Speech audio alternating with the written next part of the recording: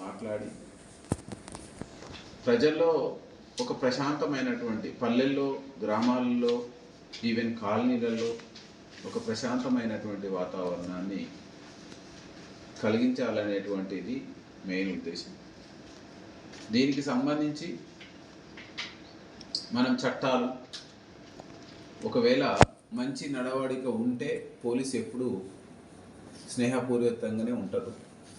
మంచి నడవడిక లేకుండా ఉన్నటువంటి ప్రజల్లో వాళ్ళని మంచి సమాజం వైపు ఎట్లా నడిపించాలనేటువంటి ఉద్దేశంతో చట్టాన్ని ఎట్లా ఉపయోగించి మనం వాళ్ళలో మంచి పరివర్తన తీసుకురావాలనేది మనం ఈ సమావేశంలో ముఖ్యంగా చెప్పడం జరుగుతుంది.